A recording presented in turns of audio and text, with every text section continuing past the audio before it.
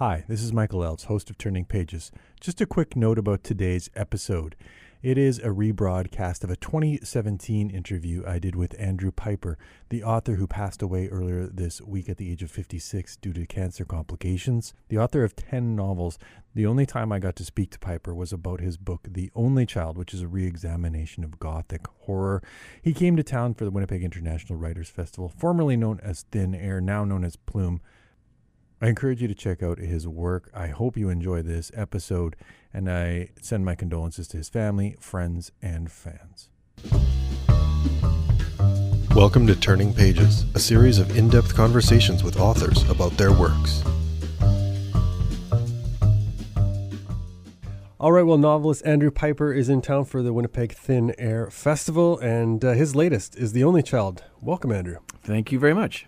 So this book, there's a lot to unpack, and I think the principal thing is kind of the origins for you of it, because you're drawing on three historic works of fiction, and I'm curious about kind of, was it reading one of these three that kind of prompted things, or what kind of went on that led to The Only Child?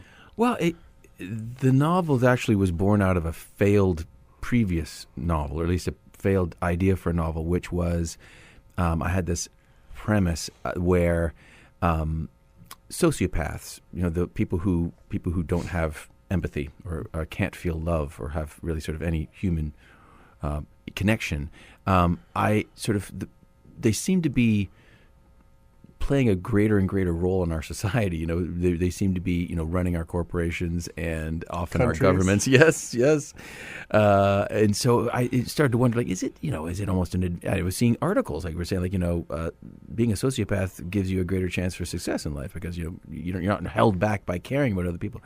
And so the premise was, what if sociopathy was a virus, literally a sort of an airborne virus, and more people were having their empathy taken from them. They presented as human, but they in fundamental ways were not, and that the number of people who could still feel were sort of shrinking in number. That didn't really go anywhere. It was kind of an interesting idea, but it was sort of I think an impossible novel to write. But it did get me wondering about monsters and about where they come from and why we seem to need monsters in our culture and in our mythology. Regardless of what culture we have, there's always monsters in all kind of world religions and world cultures. Why? And that got me reading in the English literary canon the sort of the three Gothic novels that I think form really the primary kind of basis for all the monsters that we have today: zombies, vampires, etc. Namely, Mary Shelley's Frankenstein, Bram Stoker's Dracula, and Robert Louis Stevenson's Jekyll and Hyde. And when you think about those three novels, Dracula, the vampire or the parasite, Frankenstein, the undead, the Walking Dead, zombie, or Jekyll and Hyde, the monster within, the psychotic, the Hannibal Lecter. I thought, wow, all monsters come from these three novels.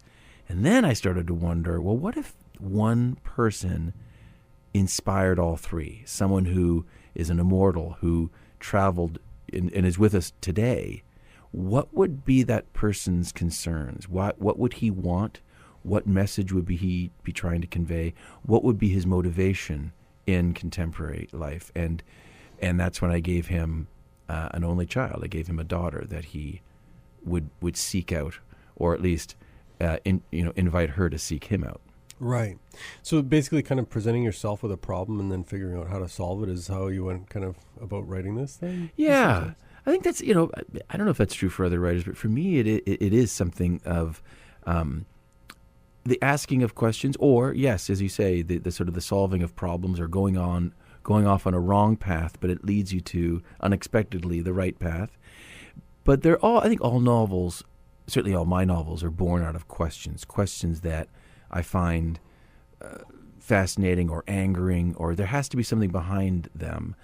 The seeking of the answer to that question has to be personal. It can't just be, that's an intellectually interesting little puzzle. It has to be personal. And for me, again, in this case, the idea of asking where monsters come from, even though you may not get this in reading the novel, for me it is a deeply political and anxious motivation. Well, I mean, not to give like too much of the thing away, but there is kind of like a shadow organization looking for this creature, right? And you do bring into the book questions of what their motivations are, right? Whether they're simply trying to eliminate evil in the world, or whether they're trying to use evil for a different purpose than for which, you know, the central character decides to use it for themselves. Right? Yeah. I gather then that there's some sense that sort of political nature or that like concern seeps into that area of the book. Yeah, and I think, you know, how we treat singularity, you know, how we treat people or entities, or in some cases, cultures, peoples who don't line up with the dominant, never mind the majority, but just sort of, you know, the dominant group. In it, that could be within a classroom or within a country or within the world. And in the case of the only child, Michael, who is the name of this monster figure, the monster of all monsters, he is by definition a singularity. There is no one like him. And as much as he is a frightening figure and he's a worrying figure in the sense that he is, despite his outward charms, he is a sociopath, or at least he is unable to love. He wants to test himself to see if maybe he can, in the case of his own daughter. But he's missing some pieces. But I find, you know, one of the commonalities of all monsters is that they have this incapacity to love, and or they are solitary, that their loneliness often motivates them to do bad things. Monsters suffer solitude, and I think that's what makes them in a way interesting, sympathetic, pitiable, especially those monsters in the Gothic tradition, you know. I was going to ask, did you look kind of for the sort of the areas in which, you know, Frankenstein, Dracula, and Jekyll and Hyde, like the overlap, like where these three sort of characters, or four if you can count Jekyll and Hyde as two, where they share similarities in terms of personality or like kind of like the ethos? Yeah, I did, and I think it does come down to that that strange predicament that all three of those figures from those three novels suffer from. That existential position of being among people, passing as human, but in some fundamental way not. And you know, none of those monsters present, at least in their when they assume their human form, none of them present as outwardly a ghoul. You know, their natural state is a sort of a mask, a human mask that they wear. And I think existentially that's something that a lot of people can relate to. You know, a lot of that's what makes those figures very sympathetic, because we all feel like that sometimes, right? We all feel like no one understands us. We're alone.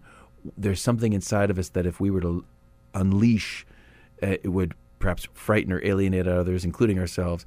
So, you know, the idea of the sort of the monster being solitary, of course, runs right up against the observation that, well, they're actually kind of more universal than you think.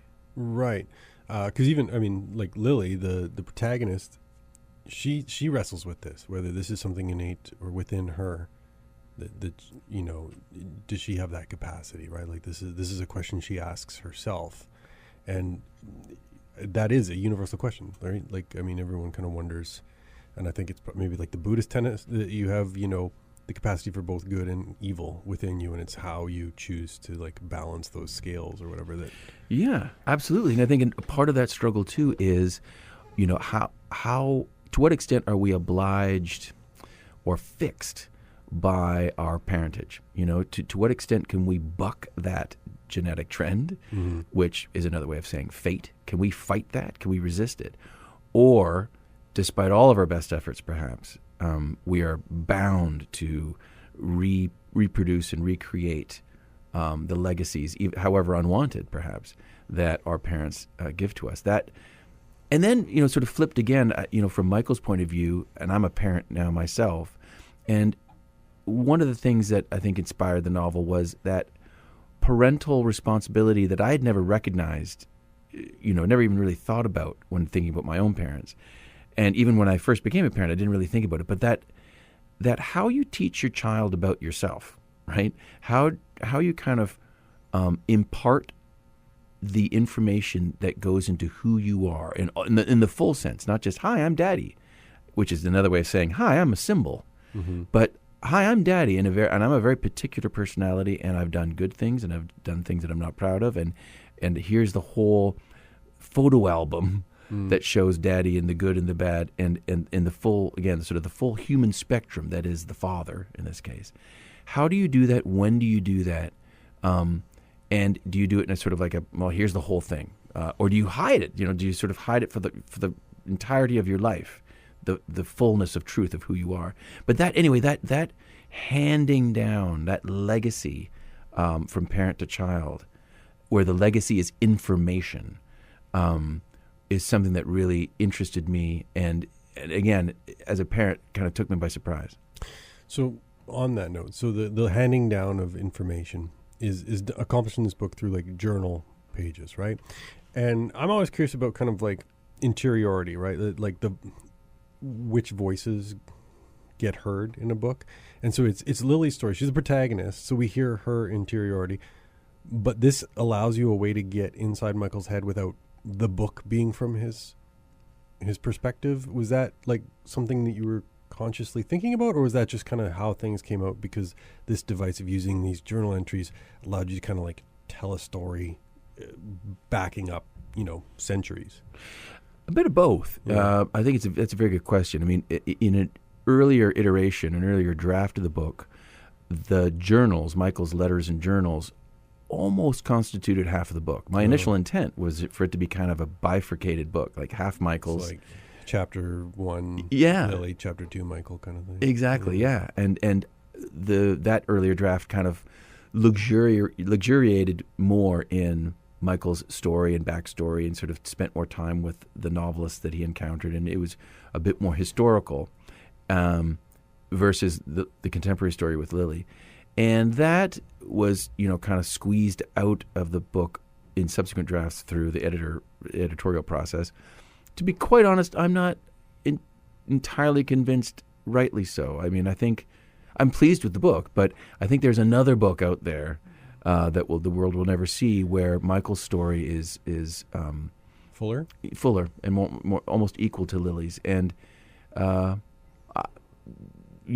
think the way the book works now is more propulsive, perhaps, because it's always hard to shift gears. But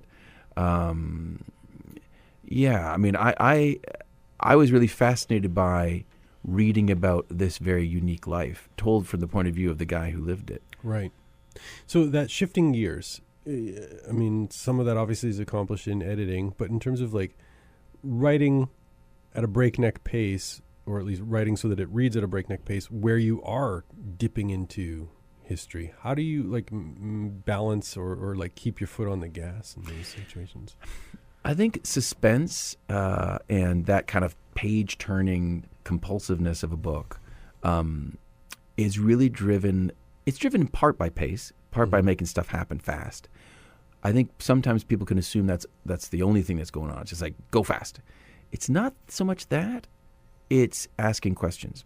And the space between the question and the answer is suspense. So a reader, I think, if the questions are must be arranged according to a hierarchy. So there's a primary question, will Lily make it? Mm-hmm. Will she find her? The big questions. But then there's a whole bunch of secondary and tertiary questions that sometimes within even a paragraph make you read. So I've come to and continue to learn this craft of juggling these questions in ways that without even the real reader noticing. There's bad ways to do it, like sort of a James Patterson way of doing it, where you kind of, he'll kind of... Sorry. No problem. That made me laugh and cough. It was a laugh. Yeah. there's you sort of like you end the chapter with it wasn't until the next day when he was that he realized how cold the corpse would be, and you're like, what happens tomorrow? If done more artfully, it becomes sort of part of the DNA of the book itself. So I think you can do a lot. Stephen King, who writes obviously very page-turning, suspenseful books, but when you really kind of study a typical Stephen King novel, there's usually sort of something compelling or a big question that's asked at the beginning, and then he takes his own damn sweet time for 300 or 400 pages off and sort of just going around town and learning about people. Like, not much happens for a long time, but we're willing to go on the journey because that question he asks at the beginning is so good. Right. People have been pointing out with the remake of it that that book is like 1,100 pages. Yeah. They excise like an entire portion of the story to make this movie because he does take his time. Oh yeah, yeah. Is that something that ever you want to do, like that you want to kind of like luxuriate in these questions or in these like kind of intellectual cul-de-sacs or things like that?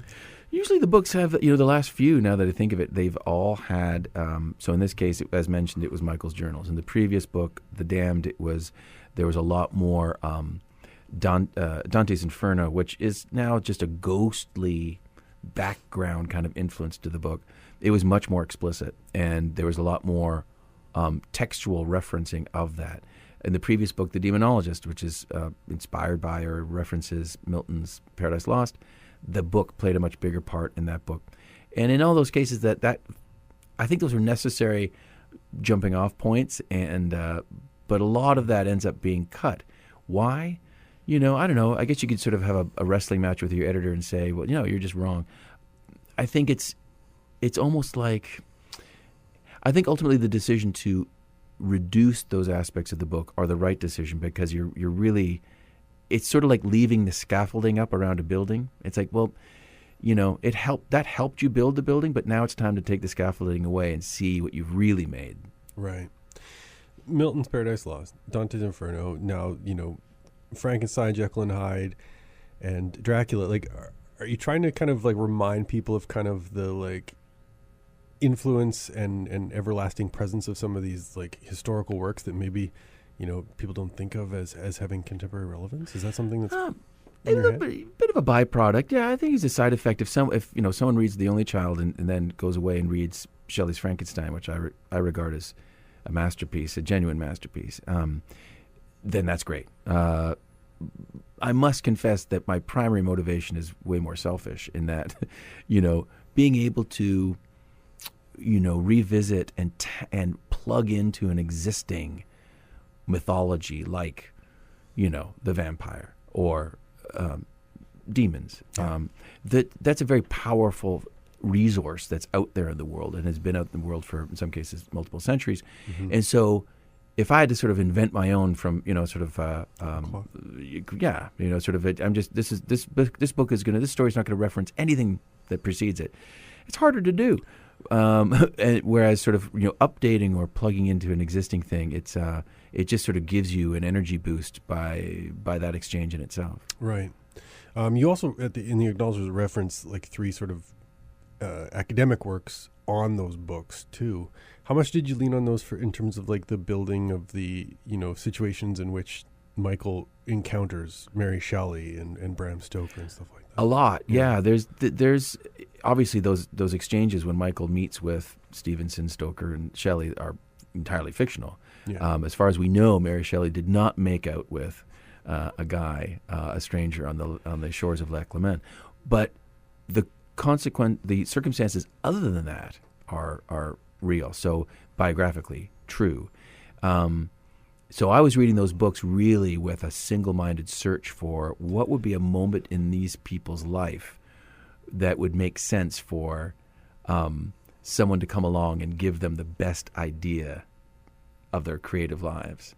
And so in the case of Stevenson, it was soon after his father's death. In the case of Shelley, it was the summer she was invited by Lord Byron to engage in a competition to come up with a ghost story. Mm-hmm. And she won.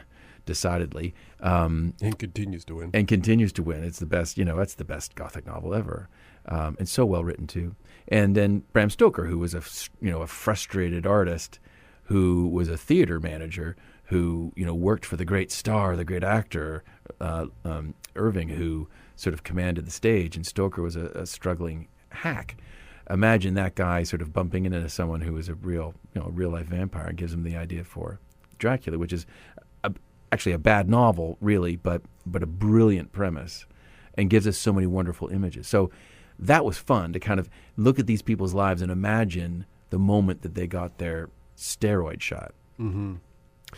So, names. In the book, there is like a specific thing about like Lily being named because of what her name means. Michael, however, I'm curious because, of course, there's like the biblical, like Archangel Michael and stuff like that. Are you the type of writer who, when you name a character, like the name has like a very definite meaning or something fixed to it based on sort of like historical meanings of names and things like that? Sometimes, yeah. In the case of Michael, yes, it's ironic that he named himself because he was never given a name, because he never was, he was, as he points out, created and not born, and so his seeing himself as the warrior angel is a sort of an interesting, perhaps dubious self-naming. Other times it's much more intuitive. It can be sort of phonetic. It just sounds right. It feels right. And what's fascinating, though, is how often a reader will see things in the choice of name that you never did, at least consciously. Mm-hmm. I've had someone on my first novel sent me, an essay that they wrote at the graduate level about place names and names in Lost Girls, and they were like, they mapped out this is incredible. Mythos around the names in that book, right down to the lakes and the towns and none of it, literally none of it, I was aware of. His essay was completely plausible, probably right, but I had no idea I was doing. And I think that's, when you read or when you participate in a culture, as we all do, we're kind of soaked in it, right? You can sort of tap into that tradition without consciously or intellectually, intentionally doing it. Right. I try to remain conscious that like the author chose all the words. So if they're naming a character, generally like it's not a person who had a name already, or like some other parent named them or something like that. So what came to mind was that Will, the character of Will. I mean, that's an inherent push or drive, right? And that this is something this character is imbued with from his youth, and this traumatic circumstance that links him to Michael and then to Lily, and it seemed like emblematic or like armor that he puts on in some way. No, that's exactly right. Yeah. But there's a great instance of that. Like I guess I was aware of that, but until you just said that, I wasn't really aware of why Will is called Will, and the reasons that he's motivated by Will. In the case of Will, he lost his daughter, his sister, to a figure who ultimately turns out to be Michael, and so his motivation is the will to search for justice and to continue. But yeah, I didn't know that until you just said it. Right. The other thing I was curious about is the decision to make Lily like a psychologist, like to work with people who are disturbed and in some way try to kind of like figure them out. I mean, is this like there's the kind of classic trope in TV that's like the doctor who can heal everyone else but themselves and these kinds of things. Like, is that drawing on that same sort of like narrative ethos, like that, like this is a person who has this trouble inside them externalizes it in some way? I think in large part, yes. And I think as well, that line, especially when it comes to delusions, where psychiatric science would say, well, that is a chemical imbalance, or they sort of, it's assigned a name. And the more research I did on forensic psychiatry was essentially just the practice of diagnosing. It doesn't really treat people. It's just sort of like, oh, you are this type of, you suffer from this type of mental disorder. When you read that textbook, you kind of like, my reading between the lines was kind of like, you guys don't really know the difference between some of these conditions. You know, you're treating it categorically because you're trying to ascribe a system to it, but it's, you know, each case is extremely particular and idiosyncratic, and so I like that tension between science, in this case psychiatric science, and Lily meeting someone who says impossible things. Oh, I'm 220 years old, even though I look the same age as you. I'm your father. Oh, and by the way, I personally influenced the 3 greatest Gothic novels of the 19th century. Yeah. That's on the face of it insane. But to entertain, for Lily to entertain, and through Lily for the reader to entertain the possibility of the impossible, the kind of the reintroduction of the uncanny or the supernatural into our understanding.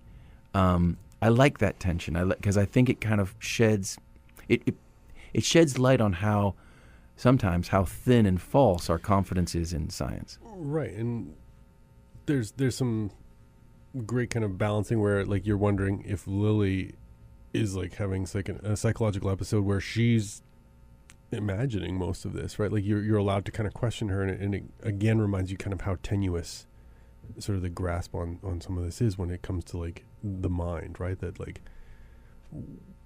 at what point do you believe yourself, or what point do you believe others when they're saying something that seems unbelievable? Precisely, yeah. And it's, you know, we all have that moment where, you know, you sort of wake up in the middle of the night and you see the shape of your shirt thrown over a chair as someone sitting in the chair staring at you. That moment of debate within your own mind of like, no, that's just the shirt, versus it's almost like a crossroads, right?